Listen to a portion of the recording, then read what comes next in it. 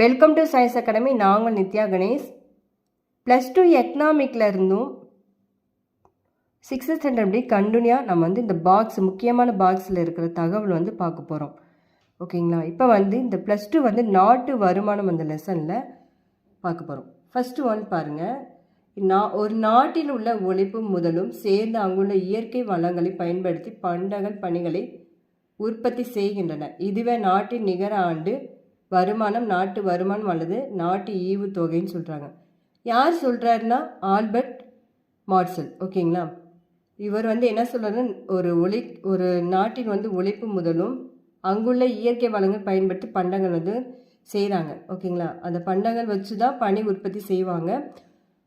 அந்த நாட்டின் நிகர ஆண்டு வருமானம் நாட்டு வருமானம் அல்லது நாட்டு ஈவு தொகை ஆகும்னு சொல்கிறாங்க. இப்படின்னாவே உங்களுக்கு டக்குன்னு ஞாபகம் வந்துடணும், ஆல்பர்ட் மார்சல். ஓகேங்களா? நெக்ஸ்ட்டு சைமன் குஸ்னெஸ்ட் அப்படின்னு ஒரு முக்கியமான ஒருத்தர் இருப்பார். இவர் என்ன சொல்ல வந்திருக்காருன்னா, ஒரு நாட்டில் மொத்த உள்நாட்டு உற்பத்தி அப்படின்னா ஜிடிபியில் வரையறுக்கப்பட்ட நாட்டு வருமானம். ஓகேங்களா? நாட்டு வருமானம், மொத்த உள்நாட்டு உற்பத்தினாவே நாட்டு வருமானம். ஓகேங்களா? பாருங்கள், ஒரு ஆண்டில் பொருளாதாரத்தின் உற்பத்தி அமைப்பில் இருந்து பண்டங்கள் பணிகளும் உற்பத்தி செய்யப்பட்டு நிகர் உற்பத்தியாக அவை இறுதி நிலைக்கு நுகர்வோரின் கைகளுக்கு செல்கின்றன அல்லது அந்த நாட்டின் இருக்கக்கூடிய மூலதன பொருட்களின் இருப்போரின் நிகர கூடுதலுக்கு சேர்கிறது. ஓகேங்களா? இது யார் சொல்கிறதுன்னா சைமன் குஸ்னெட்.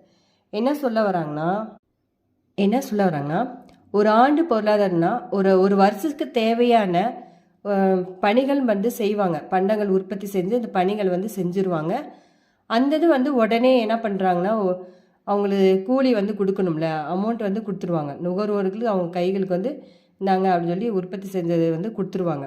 இல்லை அது வேண்டாம்னா ஒரு இடத்துல ஸ்டோரேஜ் பண்ணி வைப்பாங்க. அந்த இடத்துல மொத்தமாக வச்சு அதுக்குரிய நிகர கூடுதலான சேர்க்கை மொத்த அமௌண்ட்டும் வாங்கிக்கிடுவாங்க. அது இது இந்த ப்ராசஸ் 2 ப்ராசஸ் இருக்குது. ஒன்று, அவங்க செஞ்ச கூலிக்குரிய அமௌண்ட்டும் நேரடியாகவும் வாங்கிக்கிடுவாங்க.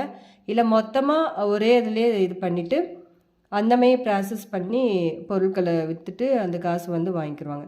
இது நிகர கூடுதலுக்காக சேர்கிறதுன்னு சொல்கிறாங்க. இது சைமன் குஸ்னெட் சொல்லியிருப்பார் இந்த ஐடியாவும். ஓகேங்களா? Thank you to all. தேங்க்யூ.